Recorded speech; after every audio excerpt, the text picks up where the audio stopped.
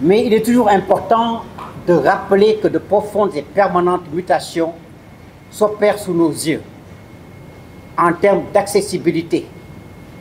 Cette rencontre d'aujourd'hui, elle est déjà sur les réseaux sociaux, dans le monde entier. En termes d'instantanéité, d'absence de police des frontières au niveau international, personne, au moment où je parle, ne peut empêcher que ce que je suis en train de dire, ce que nous avons dit depuis le début, soit dans le monde entier. L'Afrique des smartphones, des clics et des claques, de la modernité technologique, n'échappe pas à ces tendances. Cela se traduit par l'entrée en scène de nouveaux acteurs à côté des médias traditionnels, et outils traditionnels, historiques souvent, avec des visions, des missions, des objectifs, des stratégies et des moyens disparates et diversifiés, souvent antagoniques ou du moins non convergents. Mais au-delà de tout ce qui peut relever de la catégorie professionnelle des médias, il y a l'émergence, la floraison de producteurs et autres créateurs de contenu utilisant diverses plateformes sociales difficiles à contrôler et à réguler. C'est la catégorie que d'aucuns nomment le journalisme citoyen, mais que moi je désignerais sous le vocable de contributeurs et pourvoyeurs de contenu citoyens. On y retrouve une diversité de parties prenantes dont l'analyse vaut ce qu'elle vaut. Chacun, à partir de son salon, peut dire et écrire et filmer ce qu'il veut.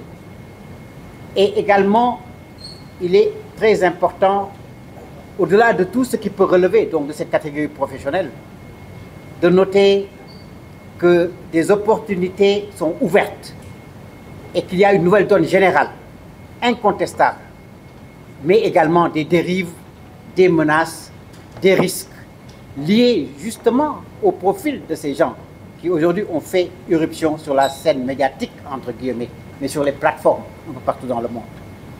Les intentions sont multiples, les sources sont multiples et l'impression la plus étendue aujourd'hui, la perception, c'est que le monde est entré dans une zone de no man's land, dans une zone de non-droit, où tous les mots MOTS, les mots MAUX, les coups, les rumeurs, les préjugés et que sais-je encore sont permis.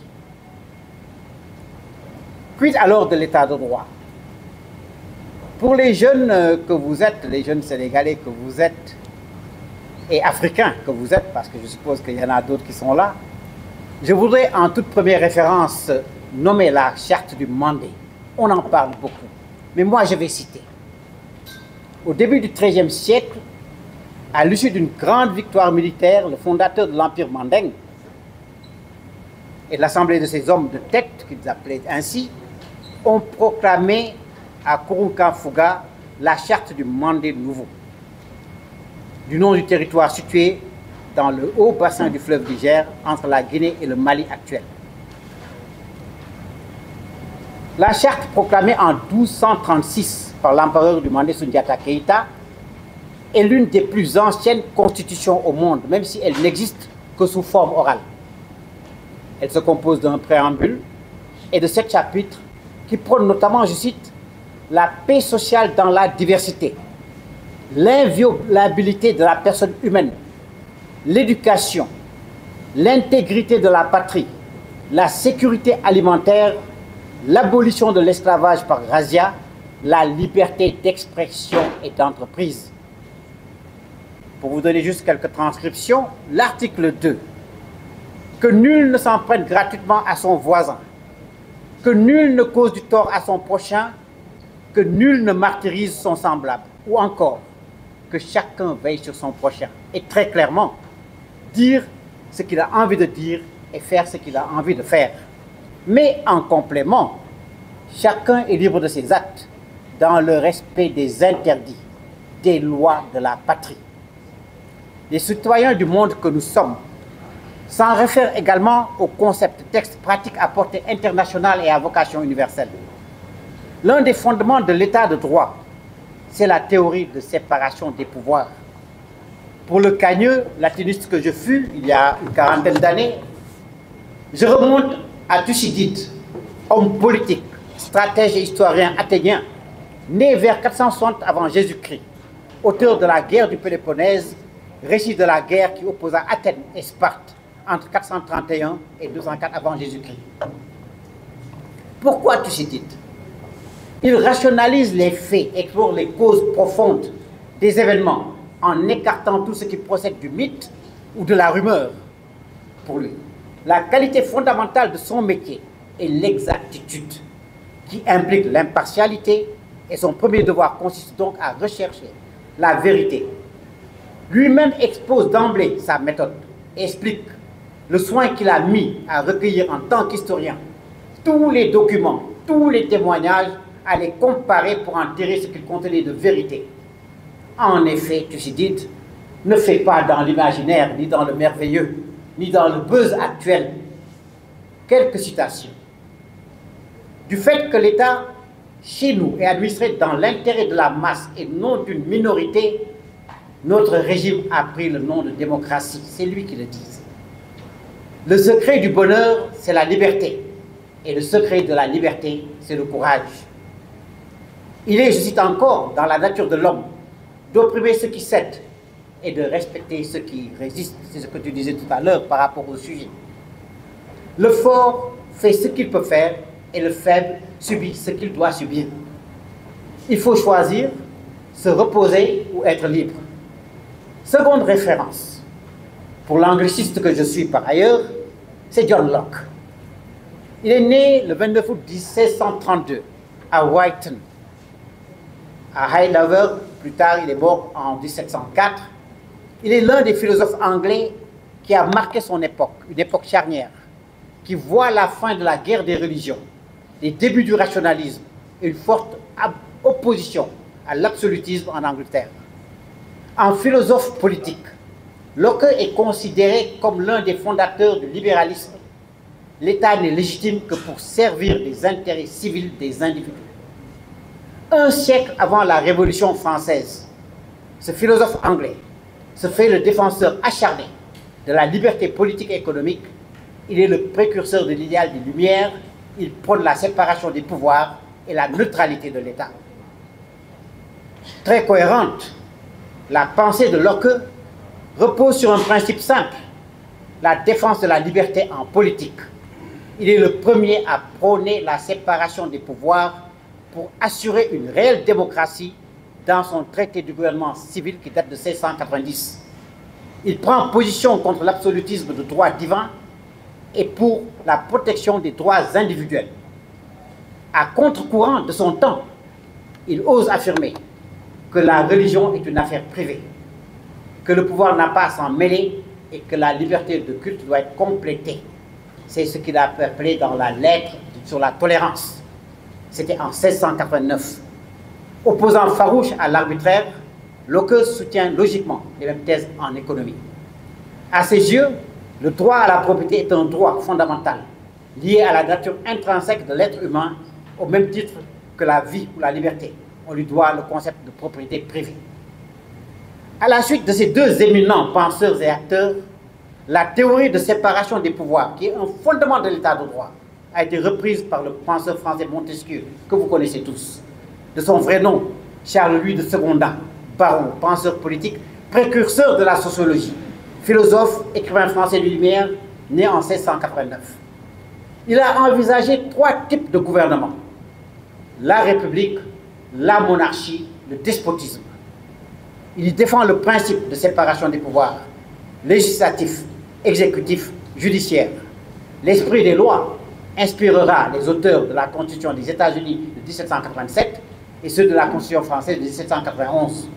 Comme vous le savez, les constitutions en Afrique francophone se sont inspirées des modèles français et constituent s'en inspirer. Ce qui est fondamental, c'est que l'état de droit a ses attributs et caractéristiques. Je citerai la démocratie, la liberté, le peuple, la souveraineté, la représentation, la citoyenneté, le civisme, l'égalité, la légitimité, la légalité, les valeurs, les vertus, la justice, les droits, les devoirs, la responsabilité. Toute déviation de ces fondements par la désinformation contribue au déséquilibre. Pourquoi, peut-on se demander? Parce que la désinformation englobe un ensemble de faits, de pratiques, des informations délibérément fausses, ignorantes ou malsaines, d'origine multiple, tellement les acteurs créateurs et pourvoyeurs de contenu, comme je l'ai souligné, se sont diversifiés. Elle a des objectifs clairs: manipuler, tromper, déformer, interpréter, nuire, orienter, formater un public cible, souvent impréparé en majorité à disséquer une prétendue information. Il est dès lors important de faire quelques rappels et références juridiques. Et là, je mets ma casquette de juriste. La diffusion de fausses nouvelles est une infraction consistant pour une personne à répandre dans le public par des voies et des moyens quelconques des informations fausses ou trompeuses. Elle est punie par l'article 255 du Code pénal sénégalais, qui dispose que la publication, la diffusion, la divulgation ou la reproduction par quelque moyen que ce soit de nouvelles fausses, de pièces fabriquées, falsifiées ou mensongèrement attribuées à des tiers sera punie d'emprisonnement de 3 ans et d'une amende de 100 000 à 1 500 000 francs CFA lorsque la publication, la diffusion, la divulgation, la reproduction, faite ou non de mauvaise foi, aura entraîné la désobéissance aux lois du pays, porté atteinte au moral de la population ou jeté le discrédit sur les institutions publiques ou leur fonctionnement. Les mêmes peines seront également encourues lorsque cette publication, diffusion, divulgation, projection auraient été susceptibles d'entraîner les mêmes conséquences dans tous les cas. Note le code pénal, les auteurs pourront être frappés d'une interdiction de séjour pendant 5 ans au plus selon la loi sénégalaise. En cas de diffusion de fausses nouvelles, le mandat de dépôt est obligatoire. L'article 139 du Code de procédure pénale, qui reprend la loi 9906 du 29 janvier 1999, note en effet que sur les réquisitions dûment motivées du ministère public, le juge d'instruction est tenu de décerner un mandat de dépôt contre toute personne inculpée de l'un de ces crimes ou délits prévus par la loi. Le projet de loi portant encadrement de l'usage des réseaux sociaux. L'article 16 de ce projet prévoit des peines d'1 an à 3 ans, une amende d'1 million de francs CFA pour quiconque achemine, véhicule ou vulgarise des données informatisées mensongères. L'article 6 du draft du projet de loi obligerait aux fournisseurs de services de livraison d'audio, de vidéos ou d'autres médias sur Internet, sans la participation de réseaux traditionnels, d'obtenir une autorisation délivrée par le ministère en charge des communications électroniques. L'autorisation dépendra d'un avis d'une commission interne, Internet et Liberté, qui sera mise en place et chargée de l'encadrement des contenus échangés sur les réseaux sociaux. La dite commission pourrait ainsi, en cas de manquement, proposer la suspension de l'autorisation de la structure pour une durée limitée ou autoriser un retrait d'autorisation.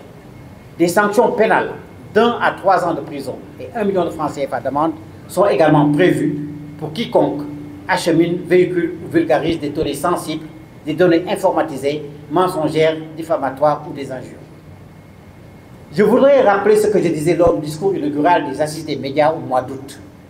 C'est le règne de l'information en ligne, citoyenne, participative, caractéristique d'un écosystème nouveau qui amuse, dérange avec des activistes dissidents, son caractère personnalisé, participatif et partagé. Il faut prendre fait et connaissance qu'aujourd'hui, il est possible d'utiliser et de créer l'information partout et tout le temps avec des appareils mobiles puissants qui permettent le breaking news à tout moment, l'immédiateté du traitement des informations par des journalistes nomades que sont potentiellement tous les détenteurs de smartphones. WhatsApp, vous l'avez dit, monsieur le directeur, Facebook, Twitter, YouTube, TikTok maintenant, Instagram, quoi demain et autres sont devenus le point de convergence de publics avides d'informations et d'actualité. D'informations, parfois de rumeurs, de sensationnels, de buzz, de voyeurisme avec son lot de fake news. Alors, faut-il copier les autres ou tracer nos propres voies? That's another question. Il faut réfléchir, il faut sensibiliser, il faut éduquer, il faut former, il faut convaincre, il faut organiser, il faut agir. Quid de l'arbre à palabre modernisé, ce lieu de rassemblement traditionnel, de discussion, d'expression sociale, de résolution des problèmes et conflits, d'éducation? Quid des rencontres au corps de garde de l'Afrique centrale, de l'organisation des confréries, des daïras, ici au Sénégal? Il y a quelques années, Gérard Paul, on dit Essono, un Camerounais, a présenté un mémoire en communication et journalisme sous le thème là-bas, corps de garde et espace de communication chez les femmes d'Afrique centrale, une préfiguration des réseaux sociaux modernes. Il écrivait alors, je cite, « Depuis des générations, les communautés femmes d'Afrique centrale ont développé le corps de garde dans leur village sous l'appellation Abba. Il s'agit de cases traditionnellement construites en matériaux végétaux sous forme de hangars. C'est vers là-bas que les hommes et les adolescents de sexe masculin convergent et passent du temps après les travaux champêtres. Placés sous l'autorité d'un patriarche, généralement aîné de la communauté, là-bas joue les rôles déterminants au niveau de la gestion du village dans tous les aspects de la vie. Plusieurs fonctions sont remplies par là-bas, dont celle d'espace de communication, d'interaction, qui font de cette structure traditionnelle la plateforme d'échange et de partage qui régit l'essentiel des relations interpersonnelles dans les sociétés de l'ère culturelle femme à l'image des réseaux sociaux à l'ère moderne. » Fin de citation. Pour nous des médias, l'organisation de notre secteur, on ne le dira jamais assez, est une obligation, c'est un must. Les assises nationales inclusives des médias en cours y contribueront, je n'en ai pas un seul doute. Nous devons faire preuve d'originalité, d'innovation, de motivation, d'utilité sociale, culturelle, économique, démocratique, en toute liberté et en toute responsabilité. Le soutien au développement des médias professionnels de qualité est indispensable sur la base de critères objectifs et transparents qui incluent ce que j'appelle la formation continuée ou la formation, c'est-à-dire la formation dans l'action et une formation professionnalisante. La course au diplôme, c'est très bien, je suis peut-être mal placé pour le dire, mais aujourd'hui, dans le monde actuel, les diplômes ne sont qu'un parchemin qu'on peut exhiber, qui peut être une source de satisfaction professionnelle, personnelle, mais ce n'est pas ce qui vous fera résoudre les problèmes de la vie et qui vous fera réussir. Les exemples qui sont ici dans notre pays le démontrent. Les gens qui ont le plus réussi, qui sont partis à partir de zéro, ce n'est pas par la multiplication des diplômes. Donc, quand on parle de professionnalisme, c'est ce que vous êtes en train de faire, que vous allez faire dans les prochains jours, en allant dans les régions, en armant tous ses confrères, tous ses collègues, qui auront la lourde charge de relayer effectivement la campagne électorale. Les médias, aujourd'hui, au-delà des 200 et quelques candidats, je ne sais pas combien seront retenus, les médias seront un déterminant majeur dans l'évolution démocratique de ce pays, dans sa stabilité et dans sa progression. Mais pas n'importe quel média. De véritables professionnels, qui n'ont pas d'autres agenda, qui ne sont pas des gens qui sont manipulés, qui sont, j'allais dire, des sortes un peu de soldats qu'on met comme ça en avant-garde. On voit aujourd'hui beaucoup de titres de journaux. Le Sénégal dépasse véritablement tout entendement. On a 50 quotidiens pratiquement. Aucun des pays développés européens que je connais n'a 50 quotidiens. Ça n'existe pas. Quelquefois, vous êtes chez vous, vous faites votre page. Je prends cette photo, je fais une page. Demain, je fais une. Vous ferez le tour des kiosques de Sandaga à Dakar en allant jusqu'à, je ne sais pas, Wahinan. Vous ne retrouverez pas ce journal-là parce qu'il n'existe que par une page que l'on met. Il faut que cela cesse. Vous, jeunes collègues, qui constituez la relève prometteuse, et ce n'est pas des fleurs que nous vous jetons. Ce que vous êtes en train de faire au niveau de la convention des jeunes reporters est remarquable et je vous encourage à y aller. Vous devez être les principaux acteurs et bénéficiaires de tous ces exercices auxquels nous nous livrons. L'avenir se conjugue aujourd'hui, au présent. Il faut absolument professionnaliser le milieu, sophistiquer la profession, armer les gens. Quand on dit armer, ce n'est pas ni les pierres ni les cailloux, aller à l'université ou brûler, je ne sais pas quel amphithéâtre ou quel... Non. De vous armer intellectuellement, moralement, à partir de valeurs, en étant conscient de l'environnement dans lequel vous vous trouvez. Je le dis très souvent, nous devons être les premiers acteurs et les premiers facteurs de la paix dans ce pays.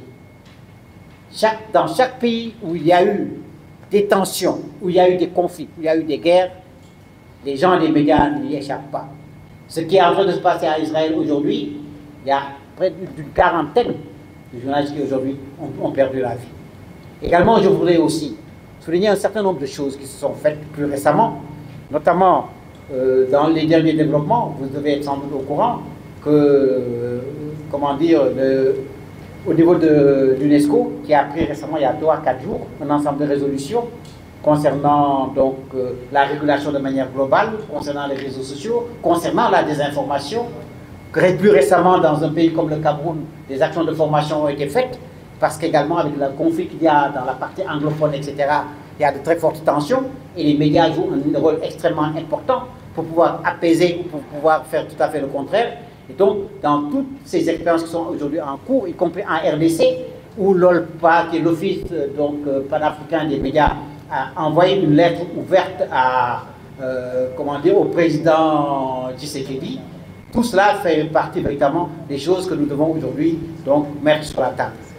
Et je pense qu'également, pour en revenir sur la question un peu de l'UNESCO, je vais vous lire carrément les choses, parce que je pense que ce sont des choses qui sont d'une importance extrême.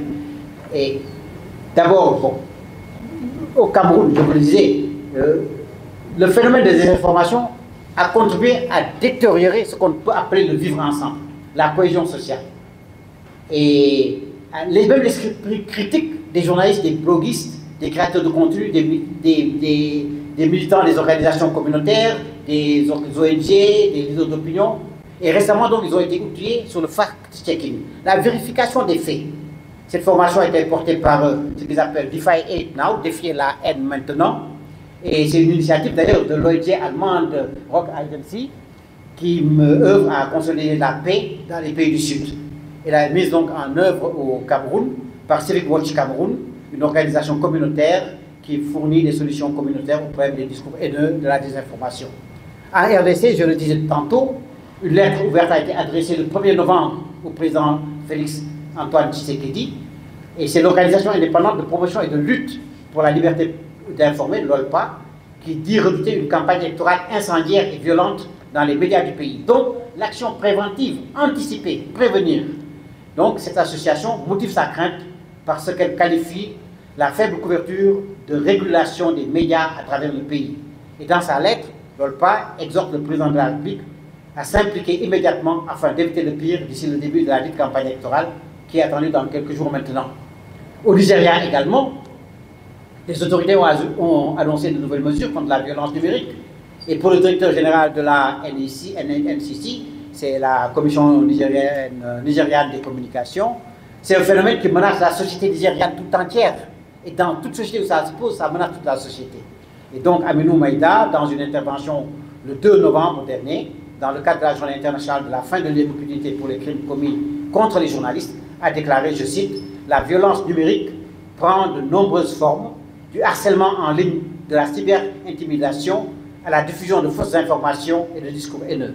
Elle peut potentiellement causer de profonds dommages, non seulement aux individus, mais aussi à la société. » Pour lui aussi bien les professionnels de la presse que les autres citoyens bénéficieront de cette lutte. Il a demandé aux journalistes donc d'accompagner l'engagement gouvernemental contre la violence numérique en couvrant les efforts effectués, en dénonçant les actes violents sur tous les canaux de communication. Pour s'inscrire dans ce registre, quelle solution, quel correctif aux réticences, craintes, interrogations, dans un exercice où le juste milieu relève pratiquement du funambulisme? Que faire dans un monde où l'on prend tout avec des pincettes? Tant il y a du mal à distinguer, comme on dit communément, la bonne graine de l'ivraie. À ce titre, il convient de saluer quand même le travail qu'Aba Africa Check, la plateforme de fact-checking, et la première organisation indépendante d'ailleurs du continent de fact-checking, qui permet de vérifier les contenus publiés, d'identifier les fausses informations et d'alerter les utilisateurs. C'est également le lieu de saluer et de renvoyer au professeur Mamadou Ndiaye, le directeur du CESTI, à Hassan Diagne, à Samba Dialimba Badji d'Africa Check, pour les réflexions qu'ils ont faites, les études qu'ils ont menées en la matière, avec des recommandations très concrètes. Chers amis, chers consoeurs, chers confrères, il y a juste 3 jours, je le disais, l'UNESCO a dévoilé son plan d'action pour réguler les médias sociaux face à l'intensification de la désinformation et des discours de haine en ligne qui constituent des menaces, je cite, majeures pour la vie en société et la stabilité. Madame Audrey Azoulay, la directrice générale de l'UNESCO, a dévoilé ce plan d'action pour mettre fin à ce fléau. Et c'est le fruit d'une vaste concertation mondiale qui a été appuyée par une enquête d'opinion internationale qui soulignait l'urgence à agir. Elle a déclaré, je cite, la libération de la parole par le numérique a représenté d'immenses progrès. Mais les médias sociaux ont aussi accéléré et amplifié la diffusion de fausses informations et des discours de haine, faisant peser des risques majeurs sur la vie en société, la paix et la stabilité. Pour protéger l'accès à l'information, nous devons encadrer sans attendre ces plateformes, tout en protégeant la liberté d'expression et les droits humains.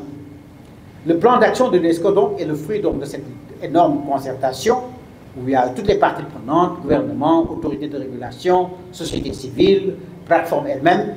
Il est à noter que l'UNESCO organisera mi-2024 la première conférence mondiale des régulateurs. L'organisation va également accompagner ses États membres pour qu'ils transposent donc ce plan d'action dans leurs droits et leur réglementation. Elle mobilise un financement dédié, déjà soutenu à hauteur d'1 million d'euros par la Commission européenne. Et 7 principes fondamentaux sont à respecter. 1. L'impact sur les droits humains, dont la boussole pour la prise de décision à chaque étape de toutes les parties prenantes. 2. Des régulateurs indépendants et publics qui soient mis en place partout dans le monde, avec un rôle clairement défini et dotés de moyens suffisants à l'exercice de leur mission. 3. Ces régulateurs indépendants travaillent en réseau et en étroite coordination afin d'éviter que les entreprises digitales ne puissent profiter des disparités réglementaires entre les pays. 4. La modération des contenus, qui soit possible et effective à la bonne échelle dans toutes les régions et dans toutes les langues. 5. La responsabilité et la transparence qui soient établies dans les algorithmes dont la mécanique repose trop souvent aujourd'hui sur le fait de provoquer l'emballement au détriment de la fiabilité. 6. Les plateformes prennent plus d'initiatives pour éduquer et former les utilisateurs à déployer une pensée critique. Et 7. Les régulateurs et les plateformes prennent des mesures renforcées dans les situations les plus sensibles, notamment en période électorale et en période de crise. Tout cela dans un contexte où la liberté d'expression doit être préservée. Donc, également, et je pense que c'est l'une des recommandations que l'on pourrait avoir aussi, les plateformes doivent notamment se doter d'équipes de modérateurs qualifiés, en nombre suffisant, et qui parlent toutes les langues principales de leur média social, en Wolof, en Polar, quel que soit ce qu'on utilise, en Swahili par ailleurs, etc., ou en Pidgin English, peu importe, afin de pouvoir effectuer un contrôle fiable et efficace des contenus qui sont mis en ligne. Elles doivent assurer la transparence du processus de modération, y compris lorsque celle-ci est automatisée par des algorithmes. Elles doivent aussi faciliter leur usage dans toutes les langues principales du pays dans lequel elles opèrent et rendre compte des signalements et réclamations des utilisateurs. Donc, il y a un ensemble véritablement d'éléments spécifiques à ce secteur qui sont mis en place et qui permettront, grâce au sondage mondial qui a été fait, de mettre en place les actions urgentes qu'il convient de mettre en place.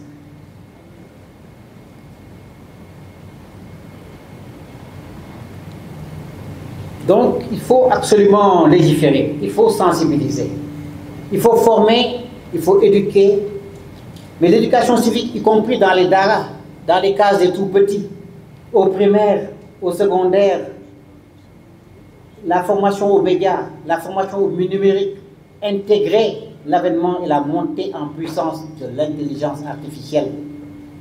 Les modèles d'intelligence artificielle générative ont mis la création de contenus mensongers à la portée de tous. Ces contenus sont utilisés à des fins de désinformation ou d'arnaque et sont baptisés deepfakes. En mars dernier, Elliot Higgins, fondateur de Bellingcat, un collectif international indépendant de chercheurs, d'enquêteurs et de journalistes citoyens, avait créé une photo réaliste de Donald Trump, résistant à son arrestation, vous l'avez vu, amené par la police. C'était du fake. Dans son tweet, il l'expliquait et confirmait qu'il avait utilisé Midjourney V5, Sauf que les images devenues virales ont été vues par plus de 2,5 millions de fois de nombreux utilisateurs, un réseau social les pensant tout à fait réels. Donc, comment on passe du fake qui est le faux au réel, qui s'incruste dans l'imaginaire, dans la conviction et qui détermine les attitudes des populations. Chacune des diverses parties prenantes doit jouer son rôle en concertation avec les autres. Les institutions étatiques et publiques, les médias, la société civile, les organismes professionnels, tous doivent conduire des campagnes de sensibilisation contre les fausses informations. Les autorités gouvernementales, les acteurs des médias et des ONG qui doivent initier des campagnes de sensibilisation également. Et sous cet angle, je me permettrai de recommander, après que les politiques en Occident sont arrachés l'ouvrage, c'est l'ouvrage de Giuliano de Ampoli, qui est un écrivain et donc conseiller politique italo-suisse, qui est le président de Volta, un think tank basé à Milan et qui enseigne à Sciences Po à Paris. Il a fait un livre qui s'appelle Les ingénieurs du chaos, dans lequel il montre comment de nouveaux acteurs influencent la politique et jouent le rôle majeur derrière ce qu'il appelle le carnaval populiste, où se cache le travail de dizaines de spin doctors, donc les conseillers en communication, sans lesquels les nouveaux leaders ne seraient pas arrivés au pouvoir. Selon lui, le populisme se nourrit de deux ingrédients. L'un généralement mis en avant est cette rage de certains milieux populaires sur des causes sociales et économiques réelles. L'autre, plus récent, est une machine de communication surpuissante, conçue à l'origine à des fins commerciales, devenue l'instrument privilégié de tous ceux qui veulent multiplier le chaos. Giuliano d'Ampoli décrit la mutation encore méconnue de Mauro Barberis, qui appelle le populisme numérique, fait décisif des dernières années. Pour la première fois, les comportements humains ont commencé à produire un flux massif de données, une opportunité saisie à des fins de persuasion commerciale, politique, idéologique, par des virtuoses de l'exploitation des données personnelles. Dans le monde du Brexit de Donald Trump, de Matteo Salvini, chaque jour porte sa polémique, sa gaffe, son coup d'éclat, son bluff. Pourtant, derrière les apparences débridées de carnaval populiste, se cache le travail acharné de dizaines de spin doctors, d'idéologues, de plus en plus souvent de scientifiques et d'experts en big data qui sont en train de réinventer les règles du géopolitique. Dans ce livre, Giuliano Ampoli pose le portrait de ces ingénieurs du chaos. Si j'ai démarré cet échange en allant puiser des références aux sources africaines avec quelques références internationales, c'est à bon escient. Au-delà des textes à respecter, certes, nous devons recourir à notre énorme patrimoine de sagesse, d'écoute, d'échange, de partage, de compromis et de consensus quand c'est nécessaire. Ce compromis ne voulant pas dire compromission. Dans un ouvrage Tradition africaine et résolution des conflits, un exemple sénégalais publié en 2007, Vincent Fouché évoque la diplomatie alternative, track to, en anglais on dit track to diplomacy, en relation avec la question casamançaise. Il fait allusion à des notions comme la parenté, la socioculture, l'authenticité des traditions. J'ajouterai le cousinage à plaisanterie, qui sont autant de ressorts qui fondent la marque de notre nation. Créée en 1994, l'association culturelle Andine Diabol, célèbre dans la tradition de parenté entre les Diola de Casamance et les Seigneurs du nord du Sénégal, et réclame la paix et non la réconciliation. Il ne s'agit pas d'une valorisation excessive de l'africanité, mais d'une conscience à prendre d'une sénégalité imaginative, dynamique, capable de surmonter les écueils en s'appuyant sur sa diversité, sa foi, ses ambitions d'un destin prospère et partagé. La désinformation provenant aussi bien des difficultés d'accès à l'information, pourquoi ne pas mettre en place une structure dédiée d'information publique centralisée? La communication publique a pour finalité l'échange et le partage d'informations d'utilité publique ainsi que le maintien du lien social dans les rôles de régulation, de protection, de participation qui incombent au pouvoir et services publics. La communication publique est attelée a pour finalité, disons, l'échange, le partage d'informations d'utilité publique. l'anticipation. Il faut qu'elle soit attelée à favoriser l'accès à l'information, à promouvoir la transparence, à améliorer les relations de service. Combien de difficultés avez-vous quelquefois pour avoir une interview, pour accéder à tel ministère, accéder à tel département, accéder à tel service de l'État, pour avoir la bonne information? Mais lorsqu'il y a le vide, l'imagination suit son cours. Les gens écrivent et après on dit, ce n'est pas vrai. Est-ce que vous avez, comme le fait la DIRPA, en faisant des points de presse de temps en temps, mais il faut qu'il y ait vraiment, je prône qu'il y ait une agence, une office, on peut l'appeler comme on veut, qui centralise toutes les informations, qui centralise toutes les informations. Tout ce dont on a besoin pour informations qui concernent la marche du pays et de la nation soit accessible et à portée des professionnels de l'information et même du grand public. Donc, cette communication doit accompagner les actes et les décisions publiques dans leur préparation, leur annonce et leur mise en œuvre. C'est ça qui évite qu'on ait de la désinformation. C'est ça qui évite qu'on aille sur le sillage et le terrain des fake news. Donc, c'est un devoir vis-à-vis des citoyens.